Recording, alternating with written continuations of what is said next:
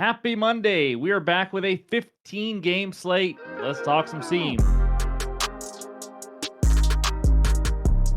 What's going on, everyone? Welcome back in to another episode for Just a Bet Outside. I am your host, Steven, and we are back. That's right, with some MLB action. Huge 15 game slate. Hope you guys had a great weekend. I missed you. Let's talk some more baseball again. And speaking of that, we had a losing weekend. That 9-1 run we had last week, that was just a lot of fun. It's over, but it's time to start a new streak. We'll go over the recap in just a little bit.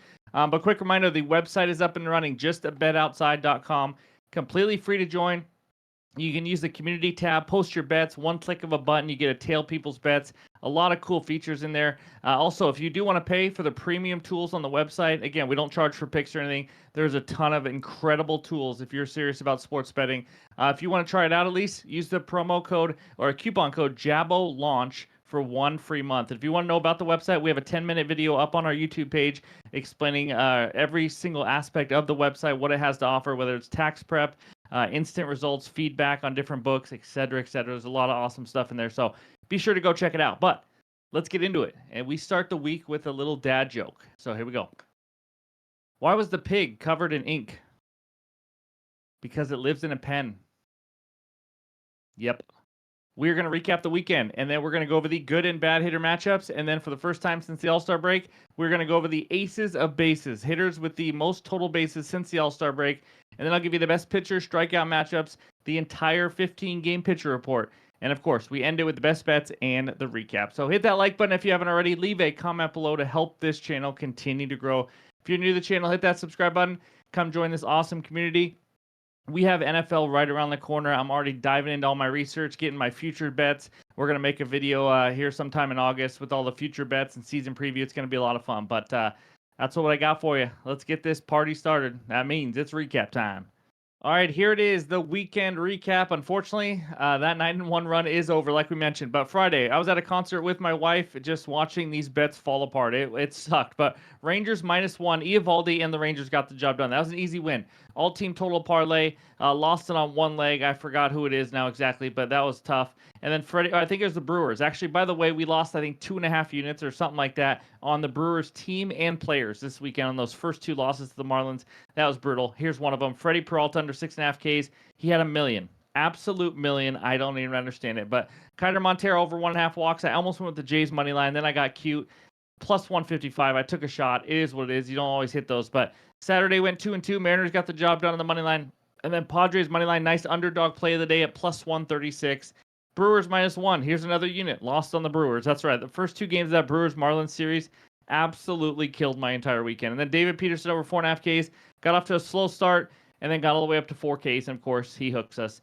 And then Sunday, a 1-2. So Saturday was really the only even day. But Sunday, Blue Jays money line, of course, they couldn't score till the 9th inning when it was already 10-0.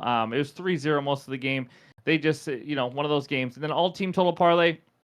Dodgers get it done early. Rangers get it done extremely early, and then the Mariners get 0 runs off Kyle Hendricks. That's right. They scored 1 for the full game. I don't know what to tell you.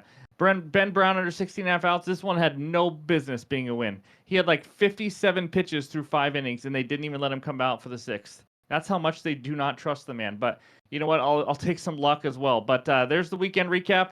As you guys know, we were down like 13 units last week. Now we got it down to 6, 7, and now we're at 8, down 8.73.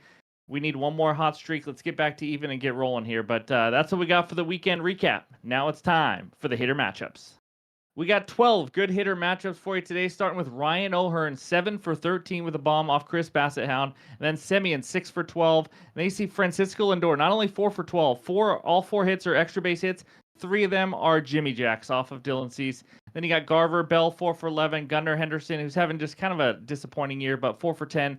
And then over there on the right side, Travis d'Arnaud against Jacob deGrom. If you don't know, d'Arnaud used to catch Jacob deGrom, and he's 3 for 10 with 2 bombs. He knows what his pitches do, apparently. Elias Diaz, 3 for 10 off Frankie Montas.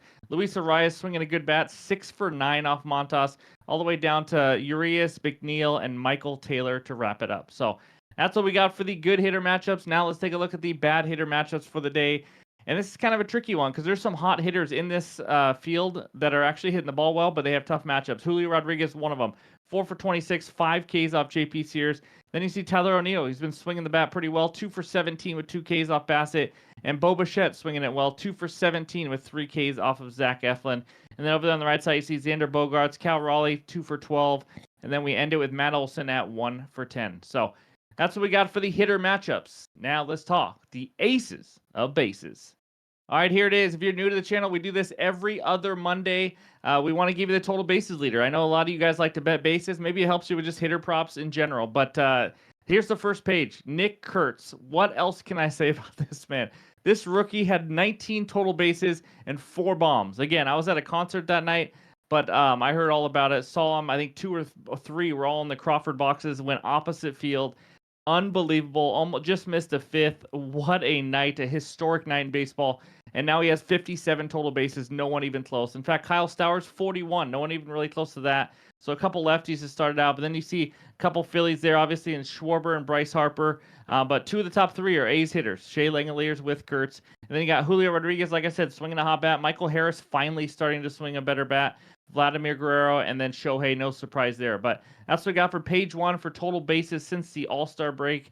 Since we usually do the last 15 days, but obviously we haven't had 15 games since the All-Star break. And then we got George Springer there with Jackson Chourio, 26, Wilson Contreras, all the way down to tie at 24 with all those guys: Arozarena, Barger, Yandy Diaz, Ramon Laureano, Matt Shaw, Giancarlo Stanton, Eugenio Suarez, and Taylor Ward, all with 24 total bases. So that's what we got for the bases. Now let's talk some Ks. All right, here are the 2 best pitcher strikeout matchups for you today. The first one, how about a rookie versus the Dodgers? Chase Burns against LA. Dodgers 7th highest K rate versus righties last 3 weeks, 24%. Burns, if you don't know, this guy misses some bats. 35 strikeouts in his first 21.2 innings of his major league career. He has 27 Ks in his last 16.1 innings. It's absurd. Higher K rate at home as well, 39.1% compared to 31.5% on the road. Just 2 home starts. Again, when you're dealing with him, it's very small sample sizes. Higher K rate at almost 38% to righties compared to lefties, still 32.7%. Second one. Now, he was on here last time he faced the Angels. Didn't do great. But Angels 10th highest K rate versus righties last 3 weeks at 23%. And then Jacob deGrom, 122 Ks in 118.1 innings. Now, he has 6+ Ks in 7 of his last 8. The only under where he didn't get 6 Ks was against this Angels team. We actually tailed him. He had one of his worst starts of the year, actually. Gave up like 3 earned runs. Higher K rate on the road, though, 31.7 compared to 23.1 at home. And then higher K rate versus lefties, 29.1 compared to 24.7 versus righties. In that start against the Angels on July 7th, he only went 5 innings, 3 earned runs. Oh, I did put it on there. Hello. And then he had 5 Ks in that one. So again, take that for what it is. He didn't have a ton of Ks the last matchup. Maybe he comes back and bounces back, but still, this is a good strikeout matchup for him. So that's what we got for the Ks. Now let's take a look at the pitcher report. All right, here are the first 8 matchups of the day. Again, if you're new to the channel, we give this out every single day, so you know exactly all the details of every single matchup. All the averages are on the bottom. We got home runs per 9, whip, K rate, walks, expected ERA, anything you need. But we start out with Bassett versus Eflin. Bassett continues his up and down season. Last 2 starts gave up 10 hits, but 0 earned runs. And then next game, how about just 3 hits, but 3 earned runs? Just bizarre. But going up against Eflin, now giving up 19 earned runs in his last 14 innings. It has just not been pretty for him. As you see there, almost a 6 ERA, giving up a ton of home runs per 9, 2.15 if you're looking for some home run props there. And then Blaylock versus Ciccone. Blaylock has given up 27 hits in his last 14.2 innings, guys. That's like 2 hits per inning with just 2 strikeouts. I mean, he's just flat out not a major league starting pitcher. 2 Ks in 14.2 innings is pretty bad. And then Ciccone, just 4 Ks in his last 14.1 innings, so he's not missing a ton of bats lately. But that was after a 9K game at Houston. He's given up 2 to 3 earned runs now in 4 of his last 5 starts. Eduardo Rodriguez versus Troy Melton. Rodriguez, after getting shelled for 20 hits and 12 earned runs in 8.1 innings over 2 starts, then he goes 6.1 scoreless against Houston. Again, this is why baseball's hard. People are up and down when it comes to pitching. Melton struggled, giving up 6 earned runs on 7 hits in his major league debut at Pittsburgh. Yes, this will be his second major league start. And then Rasmussen versus Schlittler. Rasmussen, the last 3 starts threw 32, 53, and 75 pitches. after 11 days of rest. Also, looks like the Rays are still just limiting his pitch count. Again, he's a guy who's dealt with injuries and he hasn't thrown 200 innings or anything like that in a while. And then the rookie for the Yankees, this will be his third major league start. He's given up 11 hits, 5 earned runs with 5 walks in his 10.1 innings. And then we got Yamamoto versus Burns. Kind of an exciting matchup here. Yamamoto, we know he's a stud. Giving up 1 or less earned run in 4 of his last 5 starts, 15 Ks in his last 12 innings.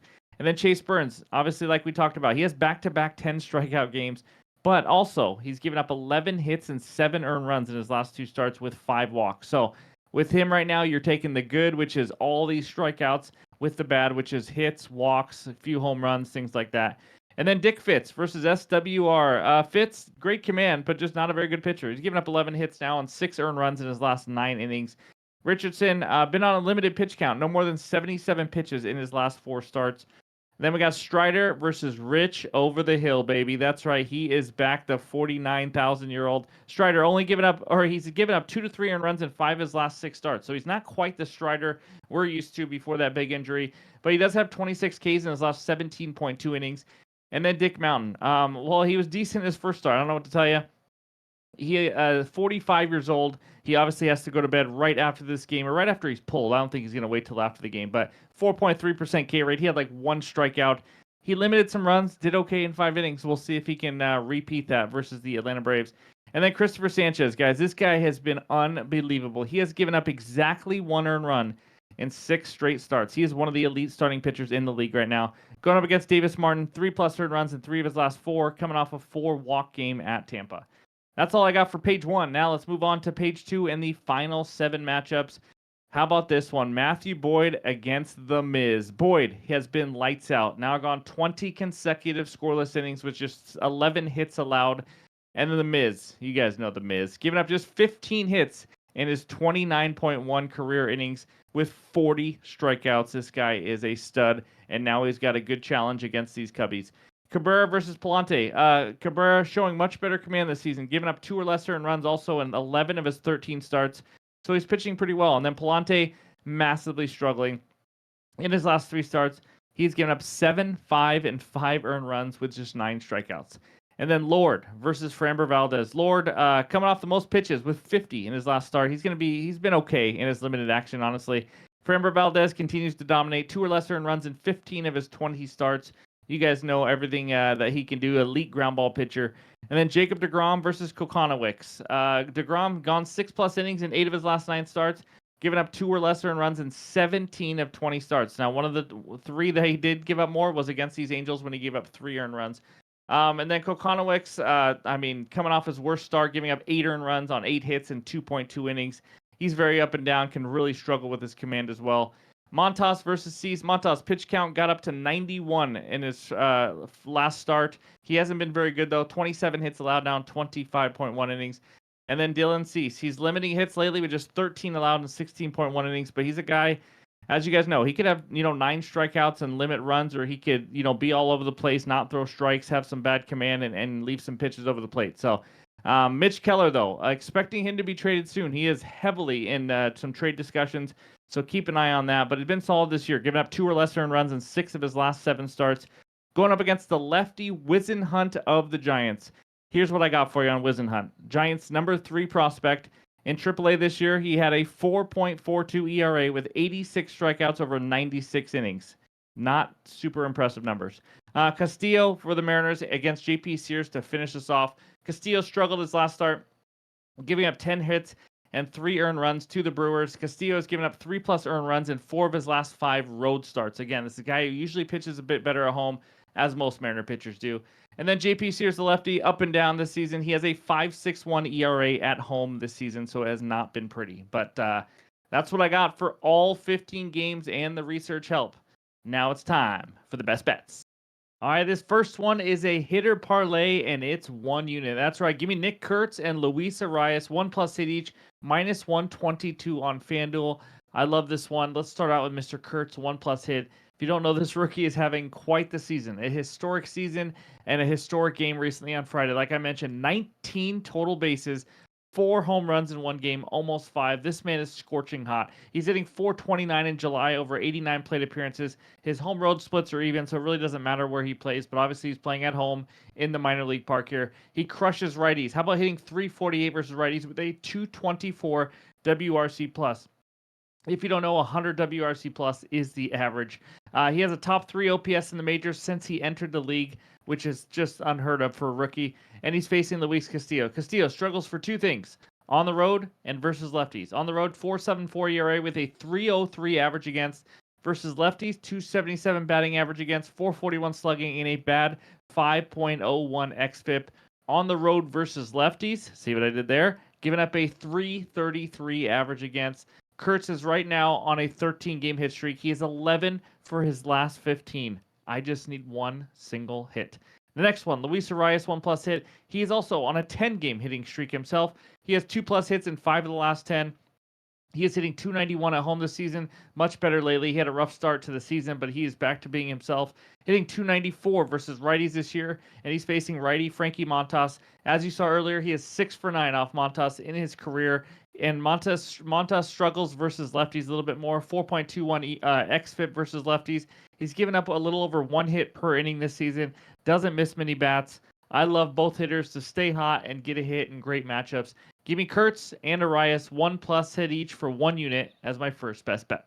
All right, this second one takes us out to Milwaukee, where the Brewers host the Chicago Cubs. Cubs moneyline -115, Brewers moneyline -105, with a total of 8 runs.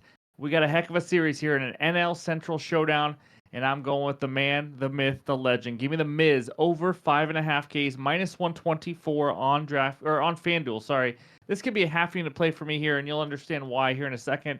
But we're riding the Miz here. Let's first talk him. He's over this line in 4 of his 6 major league starts. One under was when he got absolutely blasted by the Mets and didn't even last long in the game. The other under, his first start with 81 pitches, still had 5 Ks. But some of the best swing and miss stuff in the majors. You guys know it. Here's my worry. Why it's a half unit. It's a pitch limit. Only threw 64 pitches last start against the Mariners. Even in that start, he had 7 strikeouts. I like our chances if he throws 70 to 80 pitches.